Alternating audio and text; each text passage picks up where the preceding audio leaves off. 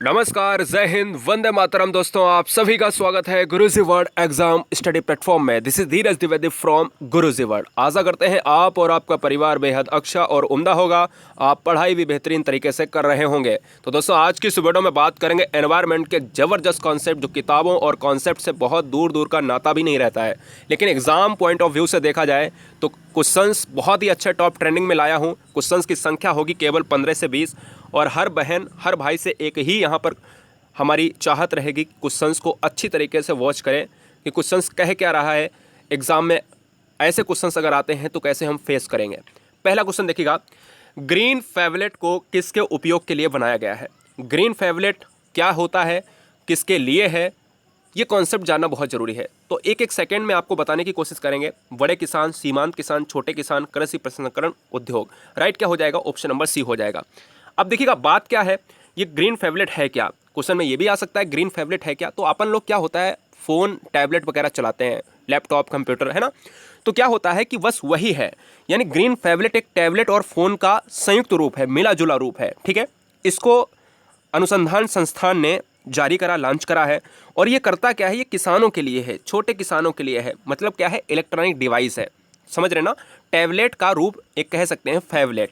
तो क्या होता है, उसमें कीड़ों से जुड़ी जानकारी मिलती है, मौसम कब खराब होगा कब अच्छा होगा ये जानकारी मिल जाती है। तो छोटे किसानों के लिए बहुत इंपॉर्टेंट है। तो कृषि से रिलेट करेगा ये क्वेश्चन, बहुत ही गजब का क्वेश्चन है। ठीक है, हर बहन हर भाई हमारे किस स्टेट से है मुझे कमेंट करें। सुबह 11, दोपहर 2 बजे, शाम 4, रात के 8, रात के 10, नो पैड, सब कुछ आपके लिए फ्री है। क्योंकि हम ये भी नहीं आपके परिवार अपने परिवार के साथ कर सकते हैं, तो फिर हम क्या कर सकते हैं। मैं शिक्षा को बेचने का काम नहीं करता हूँ। एक्स्ट्रा क्लास चाहे कम हो चाहे ज़्यादा हो, पूरे दिन आपको क्लासेस मिलेंगी। ठीक है, व्याख्यात्मक क्वेश्चंस। इसलिए हर बहन हर भाई चैनल पर जुड़ा है तो सब्सक्राइब कर लें, क्योंकि चीज़ें बिल्कुल आसान हो जाएंगी। अगले साल तक मुझे सिलेक्शन चाहिए आपका, एक उद्देश्य एक मोटिव। बहुत बढ़िया। क्वेश्चन नंबर 2, डोडो किस श्रेणी का पक्षी है। डोडो की बात करते हैं तो डोडो एक, अगर एग्जाम में पूछा जाए पक्षी है, क्या है, पशु है ना। तो यार याद रखिएगा, डोडो एक पक्षी है, लुप्त प्राय है, गंभीर रूप से लुप्त प्राय है, दुर्लभ है या फिर विलुप्त है। अब यहाँ से 3 से 4 क्वेश्चन बनेंगे, ध्यान दीजिएगा। और ये क्वेश्चन में से एक क्वेश्चन आएगा, ये राइट आंसर चला जाएगा विलुप्त है। डोडो क्या है सर जी? विलुप्त है, लुप्त प्राय नहीं, विलुप्त है बिल्कुल। ठीक है, right answer option number D हो जाएगा। क्या है? पक्षी है।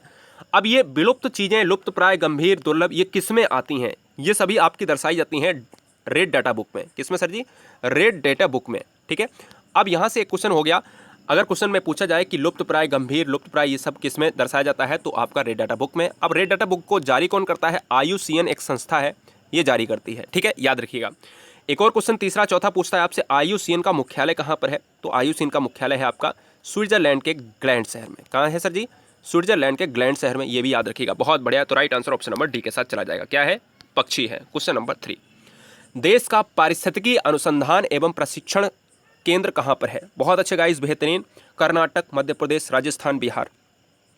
बहुत कुछ सीखने को मिलेगा। ठीक है गाइस, यहाँ पर बात करते हैं, ऑप्शन नंबर क्या हो जाएगा? बेंगलोर हो जाएगा। और बेंगलोर तो ऑप्शन में है नहीं, लेकिन किसके साथ चला जाएगा? कर्नाटका के साथ चला जाएगा। ऑप्शन नंबर फर्स्ट के साथ चला जाएगा। देश का पारिस्थितिकी अनुसंधान केंद्र यानी प्रशिक्षण केंद्र कहाँ पर है? कर्नाटक में है। और कर्नाटक के कौन से शहर में? वेंगलोर में। क्लियर, याद रखिएगा, बहुत बढ़िया। तो वेंगलोर में हो जाएगा, option number first is right answer हो जाएगा। क्वेश्चन नंबर 4 की बात करेंगे, भारत का पर्यावरण, अभी मैंने कुछ अलग क्वेश्चन पूछा था, अब मैं कह रहा हूँ पर्यावरण शिक्षा केंद्र कहाँ पर है। अभी मैंने आपसे पूछा था क्वेश्चन नंबर 3 में, ये कहा था कि पारिस्थितिकी अनुसंधान प्रशिक्षण केंद्र कहाँ है, तो मैंने कहा कर्नाटक यानी वेंगलोर में है। अब मैं कह रहा हूँ भारत का पर्यावरण शिक्षा एनवायरनमेंट का जो एजुकेशन सेंटर है वो कहाँ पर है? कर्नाटक में है, MP में है, राजस्थान की बात करें, गुजरात की बात करें, कहाँ कहाँ हो सकता है? तो देखिएगा, राइट आंसर चला जाएगा ऑप्शन नंबर अहमदाबाद के साथ चला जाएगा। अहमदाबाद तो है नहीं, अहमदाबाद तो शहर होता है, लेकिन किस में जाएगा? गुजरात में चला जाएगा। ये गुजरात भारत के कहाँ पर पड़ता है, किस दिशा में पड़ता है?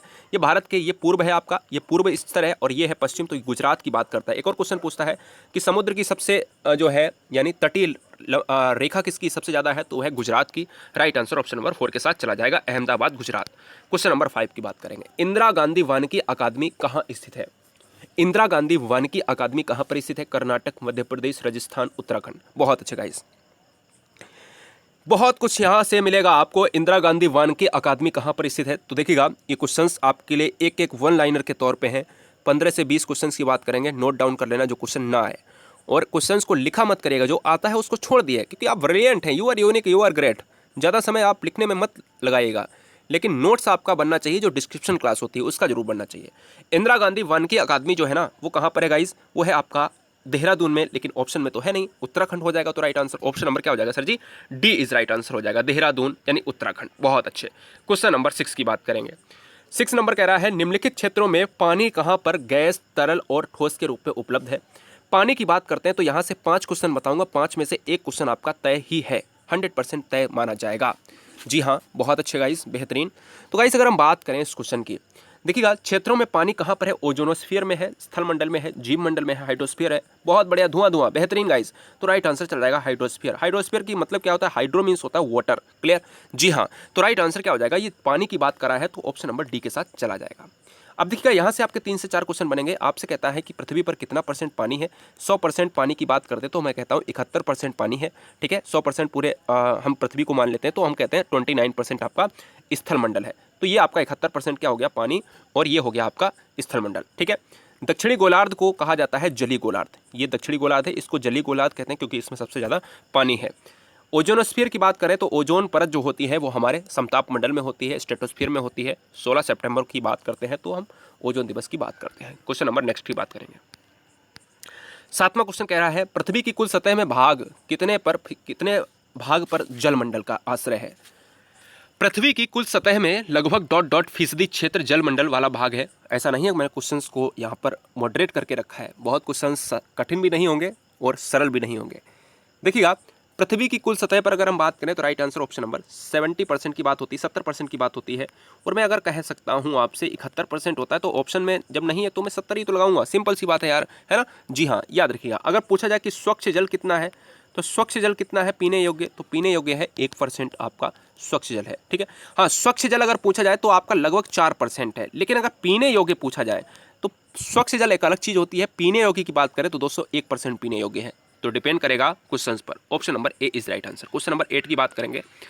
अरुणाचल प्रदेश में प्रवेश करने वाली ब्रह्मपुत्र नदी को किस नाम से जानते हैं।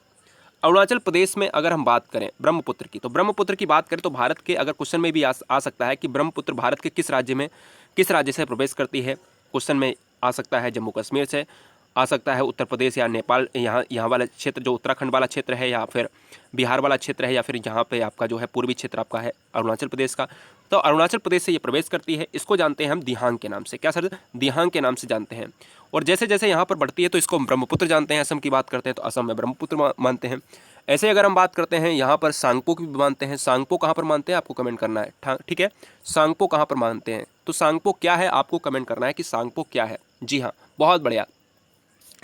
तो राइट आंसर क्या हो जाएगा? ऑप्शन नंबर बी हो जाएगा। जी हाँ, ब्रह्मपुत्र नदी और भारत की गंगा नदी, ये गंगा नदी और ब्रह्मपुत्र मिलकर ही ये क्वेश्चन आ सकता है कि कौन कौन सी नदी जो है ब्रह्मपुत्र की बात करें या गंगा की बात करें तो ये क्या बनाती हैं? ये बनाती हैं सुंदरबन डेल्टा। पश्चिम बंगाल का सुंदरी वृक्ष होते हैं वहाँ पर, इसलिए नाम पड़ा है सुंदरबन डेल्टा।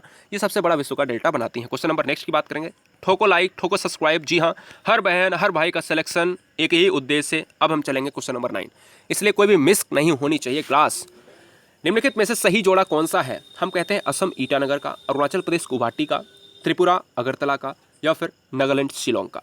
देखिए, बात करते हैं यहाँ पर कुछ मुझे ऐसा लग रहा है, कुछ ऐसा पैटर्न बता रहा है कि एक तरफ राज्य है, एक तरफ उसकी राजधानी है। तो अगर हम बात करें यहाँ पर त्रिपुरा की बात आती है अगरतला के साथ, ऑप्शन नंबर सी के साथ चला जाएगा, यानी राइट है। यही जोड़ा कौन सा है? सही है। असम की बात करेंगे क्या? दिसपुर हो जाएगी, ईटानगर नहीं होती है। अरुणाचल प्रदेश की क्या होती है? ईटानगर होती है, ठीक है। नागालैंड की राजधानी होती है, क्या होती है सर? कोहिमा होती है, शिलोंग नहीं होती है। नागालैंड की कोहिमा है, याद रख लीजिएगा। ये तो सही है, तो आंसर हो जाएगा। अरुणाचल प्रदेश की क्या है? ईटानगर हो जाएगी, तो ईटा और नगर IN। और असम की क्या हो जाएगी? दिसपुर हो जाएगी, यानी D और P, ठीक है, याद रखिएगा। तो असम की दिसपुर हो जाएगी राजधानी, और अरुणाचल प्रदेश की हो जाएगी ईटानगर। त्रिपुरा की राजधानी सही है, तो ये आंसर हो जाएगा। नागालैंड का क्या हो जाएगा? कोहिमा हो जाएगा। तो फिलहाल ऑप्शन नंबर सी के साथ चला जाएगा। क्वेश्चन नंबर 10 की बात करेंगे। भारतीय मरुस्थल को क्या कहा जाता है?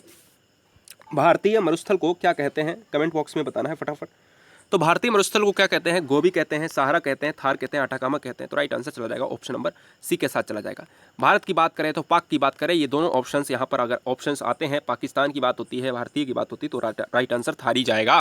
ठीक है, सबसे बड़ा क्वेश्चन और आता है कि सबसे बड़ा रेगिस्तान पूरे विश्व में कौन सा है? सहारा रेगिस्तान है, बहुत सारे देशों में फैला हुआ है, लीबिया, चाड है ना, माली है ना, इस टाइप के बहुत सारे जो है देश उसमें सम्मिलित हैं। बात करेंगे क्वेश्चन नंबर नेक्स्ट की, तो थार आपका क्या हो जाएगा? भारत का मरुस्थल हो जाएगा। क्वेश्चन नंबर 11, भारत के दक्षिणी छोर का नाम क्या है? Question number 11, Kanyakumari, Calimere point, Nicobar द्वीप समूह में इंदिरा पॉइंट, तिरुअनंतपुरम में स्थित कोवलम। देखिएगा, यहाँ से मैं आपको 4 क्वेश्चन बताऊंगा, 4 में से एक क्वेश्चन आपका संभावित हो जाता है। एक तो आपका देखिए पूर्वी क्षेत्र वाला ये होता है पूर्वी, तो पश्चिमी क्षेत्र, पश्चिमी आपकी ये हो गया। अगर ये दक्षिण क्षेत्र है तो यह आपका क्या हो गया? उत्तर।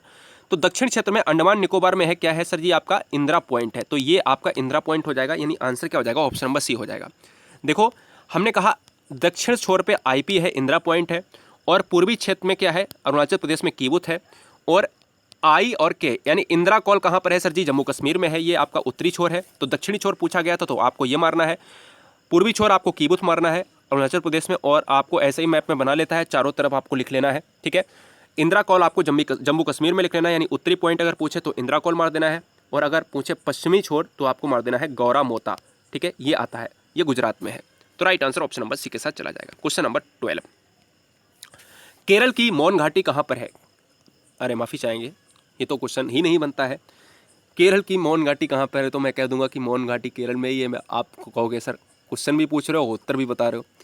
यार सिंपल सी बात है कि केरल की मौन घाटी क्या है इसके बारे में? भारत में एकमात्र सदाबहार वन है, में महंगी इमारती लकड़ी के पेड़ हैं, पिकनिक के लिए अच्छा स्थान है, बहुत बढ़िया, बहुत अच्छी बात है, हो सकता है, में पादपों तथा प्राणियों की दुर्लभ जातियाँ हैं। हमने कुछ आपको कॉन्सेप्ट बताया था, बच्चे को पता होगा कि जो बच्चे पढ़ रहे हैं मेरे से, साइलेंट वैली कहाँ पर है? मैंने आपसे कहा था केरला में है। मैंने कुछ और आगे बताया था, बिल्कुल बताया था। आपने कहा था कि सर जी आपने ये बताया था मुझे कि 0 डिग्री पर सबसे ज़्यादा जैव विविधता होती है, बायोडाइवर्सिटी, ये बताया था, क्लियर। और मेरा मकसद ये होता है, मेरे से मैप कैसा भी बने, खराब बने, लेकिन आपके दिमाग में चीज़ों को सेट करने की कोशिश करता हूँ। हमने आपसे कहा था 2 क्वेश्चन ज़िंदगी में भूलना मत। अगर पूरा विश्व में पूछा जाए जैव विविधता कहाँ पर है, तो 0 डिग्री इक्वेटर पर, पृथ्वी के बीचों बीच में है। और आपने दूसरा क्वेश्चन ये भी बताया था, कहोगे सर कि आपने ये बताया था कि केरल की बात करते हो तो केरल है पश्चिमी इलाका, और इसमें केरल में क्या है? एक शांति घाटी है। तो भारत में अगर सबसे ज़्यादा जैव विविधता है वो है शांति घाटी, केरल में। ठीक है, जब राज्य पूछे तो जैव विविधता के लिए केरल है, जब पूछे केरल में कहाँ पर है? शांति घाटी में। शांति घाटी कहाँ है? केरल में है। तो भाई ये बताओ, जैव विविधता का मतलब क्या होता है? दुर्लभ जातियाँ होती हैं, पादप होते हैं, जहाँ पर बहुत सारे पेड़ पौधे, बहुत सारी जातियाँ, बहुत सारी हर चीज़ होती है, खुशहाल होता है जीवन, है ना, वहीं पर होता है। आपका right answer option number D हो जाएगा। चीज़ें बिल्कुल आसान है। और जैव विविधता की बात हुई है तो मैं आपको बता देता हूँ, मॉन्ट्रियल प्रोटोकॉल भी जैव विविधता की बात करता है क्या? नहीं, आपको बताना है। मॉन्ट्रियल प्रोटोकॉल किससे संबंधित है? आपको पता है, ओजोन की बात करता है क्या? जी हाँ। लेकिन अगर हम बात करें 22 जो है मई की बात करें, तो 22 मार्च की बात होती है, जल दिवस 22 अप्रैल की बात होती है, 1 महीना जोड़ दो।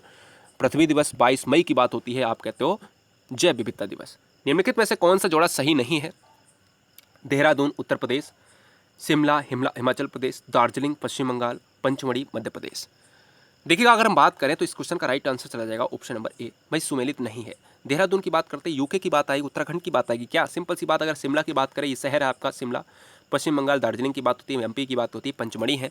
ये सारे ऑप्शन सही हैं, लेकिन ऑप्शन नंबर ए आपका गलत है।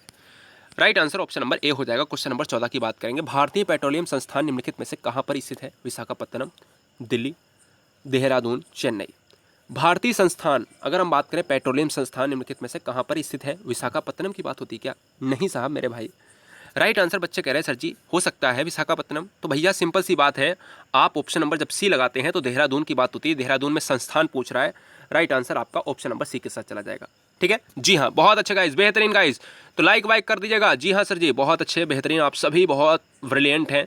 और एक ही उम्मीद है कि आज क्वेश्चन गलत हो रहे हैं, चलेगा, क्योंकि आप इसलिए ब्रिलियंट हो क्योंकि आप अभी तक भी देख रहे हो वीडियो को, और कायर नहीं हो, क्योंकि जो बच्चे जा चुके हैं उन्होंने एक सोचा है कि मेरे क्वेश्चंस गलत हो रहे हैं, मेरा दिमाग खराब हो गया, मैं तो गेम खेल लूँगा, मैं व्हाट्सएप चला लूँगा।